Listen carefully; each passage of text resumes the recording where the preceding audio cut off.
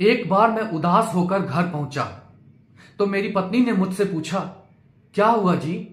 मैंने कहा, आज हमारी ऑफिस की बिल्डिंग गिर गई, सारे लोग मारे गए।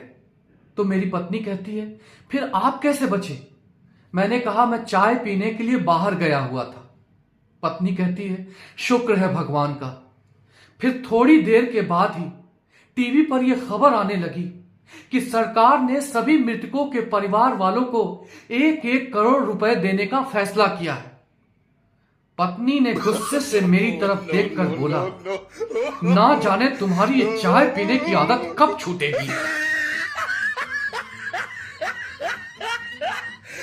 अभी अभी मैंने अपनी पत्नी से पूछा कि तुम लोग विदाई के वक्त इतना रोती क्यों हो? तो वो मुझसे कहती है, अगर आपको पता चले कि आपको अपना घर छोड़कर दूसरे घर पर भी जाकर बर्तन ही मांजना है तो क्या आप हंसोगे? पर मेरे घर में तो बर्तन मैं मांजता हूं।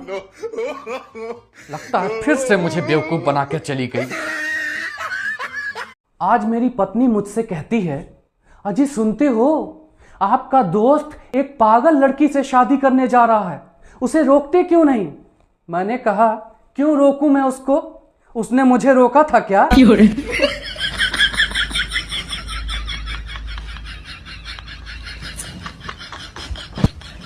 ये लड़के भी ना कभी कभी हद पार कर देते हैं। एक बार एक लड़की ने पोस्ट किया कि मुझे नींद नहीं आ रही है, और ये पोस्ट करके वो सो गई। आप यकीन नहीं करेंगे, सुबह 5 बजे तक लड़के नींद आने के नुस्खे बताते रहे, और कुछ ने तो लोरियां भी गाई। भगवान ही मालिक हैं इन लोगों के। बचपन में हम सभी को बहुत सी गलतफहमियां होती हैं। जैसे मुझे भी एक गलतफहमी थी कि हमारे घरों में बिजली मामा के यहां से आती है, क्योंकि जब बचपन में बिजली कटती थी तो सभी कहते थे, सालों ने फिर से बिजली काट दी। बड़ा होके पता चला कि वो लोग साला किसे कहते थे। भाई साहब, आजकल तो भलाई का जमाना ही नहीं रहा।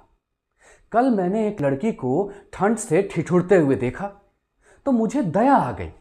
मैंने अपनी जैकेट उतारी और उसे दे दी तो वो भड़कते हुए मुझसे कहती है, मैं गरीब नहीं हूं, शादी में जा रही हूं। आजकल की महिला के एक हाथ में लिपस्टिक, दूसरे हाथ में मोबाइल, एक कान कुकर की सीटी पर और दूसरा कान व्हाट्सएप के नोटिफिकेशन पर, एक आंख टीवी पर और दूसरी आंख पति के हरकतों पर।